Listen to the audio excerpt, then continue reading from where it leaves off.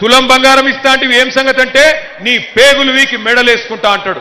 పిల్లగాళ్ళు పోయి ఉద్యోగాలు అడిగితే వాళ్ళను పోలీసులతో కొట్టిస్తాడు. మూడేళ్లుంటా ఇంకా మూడేళ్లున్నది ప్రభుత్వం అంటున్నాడు కాంగ్రెస్ ఆయన. నేను గుర్తు చేస్తున్నా, గెలిచిన ఎమ్మెల్యేలకే ఏమిస్తలేడు. 64 మంది కాంగ్రెస్ ఎమ్మెల్యేలు గెలిచిండ్రు 2023లో. ఇలా వాళ్ళే చెప్తున్నారు కాంగ్రెస్ ఎమ్మెల్యేలు, మాకే దిక్కులేదు, ఇంకొకరిని గెలిపిస్తే ఏం చేస్తాడు, ఏమి చేయలేడు అని చెప్తున్నారు. మహబూబ్ నగర్ ఎమ్మెల్యే చెప్తున్నాడు, కాంగ్రెస్ ఎమ్మెల్యే ఎన్ఎం శ్రీనివాసరెడ్డి, నన్ను గెలిపించిర్రు మీరు, నేను పెళ్లిళ్ళు పేరెంటాలు తిరుగుతున్నా, ఇంకేమిటికి పైసలు లేవు, రేవంత్ రెడ్డి పైసలు ఇస్తలేడు అని మహబూబ్ నగర్ కాంగ్రెస్ ఎమ్మెల్యే చెప్తున్నాడు. ఎల్లారెడ్డి ఎమ్మెల్యే కాంగ్రెస్ ఎమ్మెల్యే ఆయన చెప్తున్నాడు, పైసలు లేవు, మన్ను లేవు, రేవంత్ రెడ్డి పైసలు ఇస్తలేడు, అభివృద్ధి చేస్తలేడు, నేను ప్రపంచ బ్యాంకుకే దరఖాస్తు పెట్టుకుంటా అని చెప్పి 100 కోట్ల కోసం ప్రపంచ బ్యాంకుకు ఉత్తరం రాసిండు. మరి నేను అడుగుతున్నా, గెలిచిన కాంగ్రెస్ ఎమ్మెల్యేలకు రూపాయి ఇయ్యనోడు మనకు రేపు జూబ్లీహిల్స్ లో ఇస్తాడా? అమ్మకు అన్నం పెట్టనోడు చిన్నమ్మకు బంగారు గాజులు చేయిస్తాడా? అమ్మకు అన్నం పెట్టనోడు చిన్నమ్మకు బంగారు గాజులు చేయిస్తాడా? 64 మంది కాంగ్రెస్ ఎమ్మెల్యేలను గెలిపిస్తే అక్కడ అభివృద్ధి చేసే తెలివి లేదు, కానీ జూబ్లీహిల్స్ లో ఏదో చేస్తా అని డైలాగులు కొడుతున్నాడు. 6 గ్యారెంటీలని చెప్పి సకల వర్గాలను మోసం చేసినోడు రేపు జూబ్లీహిల్స్ కి న్యాయం చేస్తాడా? 30 లక్షల మంది పిల్లలు, విద్యార్థులు, అప్పుడెప్పుడో రాజశేఖర్ రెడ్డి గారు ఫీజు రీయింబర్స్మెంట్ స్కీమ్ పెట్టిండు.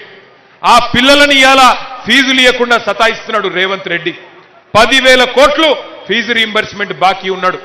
ఆ పిల్లల తరఫున కాలేజీ వాళ్ళు అడిగిన రేవంత్ రెడ్డిని, అయ్యా ఆ డబ్బులు కాలేజీ నడవాలి, లేకపోతే పిల్లల బతుకు ఆగమైతుంది, మేము సర్టిఫికెట్లు ఇయ్యలేము అంటే ఇవాళ రేవంత్ రెడ్డి ఆ కాలేజీలను బెదిరిస్తున్నాడు. నేను పైసలు ఇయ్యా, నీ కాలేజీల మీదే దాడి చేపిస్తా అని ఇవాళ వాళ్ళని సతాయిస్తా ఉన్నాడు. రిటైర్ అయిన ఉద్యోగులకు పైసలు ఇస్తలేడు, వాళ్ళని పట్టించుకుంటలేడు. మరి రిటైర్ అయిన ఉద్యోగులను పట్టించుకోనోడు, పిల్లల ఫీజు పైసలు ఇయ్యనోడు రేపు జూబ్లీహిల్స్ లో మీకు ఇచ్చే మాట నిలబెట్టుకుంటాడా? ఆలోచించండి. 2 ఏళ్ల కింద 6 గ్యారెంటీలను మోసం చేసి 2 ఏళ్లు మనని సావగొడుతున్నాడు. రేపేమన్నా న్యాయం చేస్తాడంటే నమ్ముదామా? ఆలోచించండి. ఇక్కడ అభ్యర్థుల గురించి కాదు, 4 లక్షల మంది ఇవాళ మన జూబ్లీహిల్స్ ప్రజలకి, జూబ్లీహిల్స్ అన్నదమ్ములకి, అక్క చెల్లెళ్ళకి, 4 కోట్ల మంది తెలంగాణ బిడ్డలకి న్యాయం చేసే అవకాశం మీకు దక్కింది. ఓడిపోతున్నానేమో అనే భయంతోని జూబ్లీహిల్స్ లో సర్వేలు రాగానే రేవంత్ రెడ్డి గారు చచ్చుకుంటా బీఆర్ఎస్ గెలుస్తున్నది, మాగంటి గోపీనాథ్ సతీమణి సునీతమ్మ గెలుస్తున్నది అనగానే దెబ్బకు అజారుద్దీన్ కి మంత్రి పదవి ఇచ్చిండు.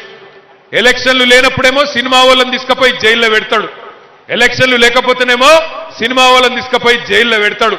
ఎలక్షన్లు రాగానే యూసుఫ్ గూడకొచ్చి సినిమా వాళ్ళతోని, టీవీ వాళ్ళతోని మీటింగ్ పెట్టి వాళ్ళ కాలు మొక్కుడు ఒకటే తక్కువ, బలవంతపు సన్మానం పెట్టించుకున్నాడు. ఇక్కడనే యూసుఫ్ కూడా పోలీస్ లైన్స్ లా. బలవంతపు సన్మానం అంటే ఏందో ఎరికేనా? మన శాల్వ మనమే తెచ్చుకోవాలి, మన దండ మనమే తెచ్చుకోవాలి, డప్పులు మనమే తెచ్చుకోవాలి.